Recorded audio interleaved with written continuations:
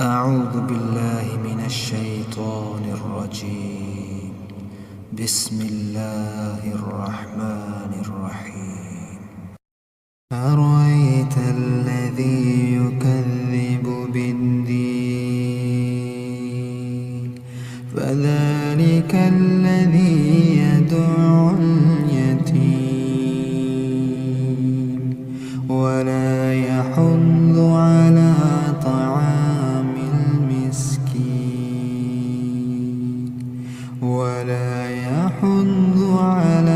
طعام المسكين فويل للمصلين